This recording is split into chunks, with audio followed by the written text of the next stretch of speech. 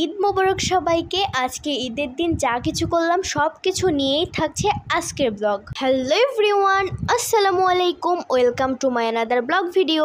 ঈদের দিন সকালবেলা খাওয়া দাওয়া না করে সুন্দরভাবে নতুন ড্রেস পরে রেডি শেডি হয়ে চলে আসলাম ঈদ মাঠে। আর আমি ছোটবেলা থেকেই ঈদ মাঠে ঘুরতে অনেক বেশি পছন্দ করি, আর বড় হয়েও এই অভ্যাসটা এখনো পাল্টায় নাই। আর একটা মজার বিষয় কি জানেন, ছেলেরা ঈদের আগের দিনে হয়ে যায় রাখাল, মানে সারাদিন গরু ছাগলকে খাওয়াই দাওয়াই, মানে রাখালের মতোই লাগে। আর ঈদের দিন হয়ে যায় কসাই, মানে তারা মাংস কাটা নিয়ে ব্যস্ত থাকে। তাহলে তো তাদেরকে এটা বলাই উচিত। আর আমরা তো এখন চিল করতেছি, মানে আমাদের তো কোনো প্যারা নাই, কোনো কাজকর্ম করা লাগতেছে না, সারাদিন শুধু ঘোরাফেরা। শ্বশুর বাড়ি গেলে হয়তো বুঝতে পারবো এটা কাকে বলে, মানে তখন একটু রান্না বান্না নিয়ে বিজি থাকতে হবে। বাট এখন তো আমি এগুলা করতে পারবো না, বাবার বাসায় যেহেতু আছি রানী হয়েই থাকবো। যাই হোক, ঈদ মাঠে গিয়ে দেখি সবাই নামাজ আদায় করতেছে, আর নামাজ শেষে এখন চলে আসবে কোরবানি দিতে। আর এখন দেখেন মাঠে সবাই গরু নিয়ে চলে আসতেছে একে একে। এখন মাত্র একটা গরুই নিয়ে আসছে, ব্ল্যাক কালার। গরুটা কিন্তু অনেক সুন্দর। আর মেয়েদের তো শখ যে একটা পিঙ্ক কালার গরু হবে, বাট পিঙ্ক কালার গরু তো পাওয়াই যায় না, এর জন্য ব্ল্যাক কালার গরুটাই অনেক বেশি সুন্দর লাগতেছে।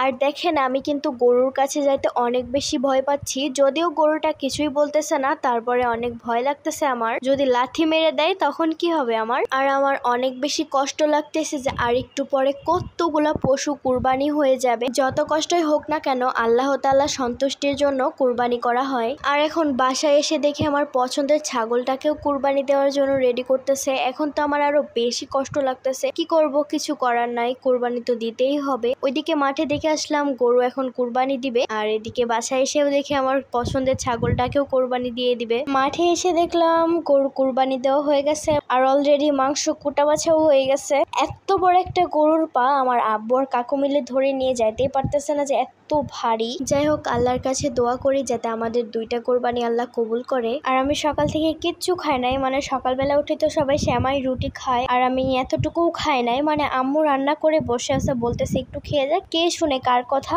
আর আমি ঘোরা নিয়েই ব্যস্ত। আর কে কে আমার মতো করেন যে সকালবেলা কিছু না খেয়ে চলে আসেন মানে ঘুরতে, সারাদিন শুধু ঘোরা, খাই না বলতে খাই শুধু জিনিস। আর এদিকে মাঠে এসে আমি গরুর সাথে একটু ঢং করতেছি, মানে ওর কাছে একটু যাব, আর ও লেজ দিয়ে শুধু আমাকে বাড়ি মারতেছে। মানে এমনিতে আমি ভয় পাচ্ছি, আর ও লেজ নড়াচ্ছে তখন আরো বেশি ভয় পাচ্ছি, মানে ওর কাছে যেতেই পারতেছি না ভয়ে। আর আমি যে বলতেছি যে মেয়েদের কোনো কষ্টই নাই, হ্যাঁ নাই, শুধু আমাদের বয়সে আছে যারা তাদের কোনো কষ্ট নাই, যারা বিবাহিত আর আমার আম্মুরা। বাসায় এসে দেখি যে আমার আম্মু অলরেডি রান্না বান্না শুরু করে দিচ্ছে, মানে একটু রেস্ট নেওয়ারও টাইম নাই। আর সকালবেলা তো আম্মুর শুধু একটাই কাজ ছিল, সেমাই রুটি করা, ওটা করে একটু রেস্টে ছিল। এখন দুপুর থেকে স্টার্ট হবে, মানে আব্বু মাংস নিয়ে এসে দিলে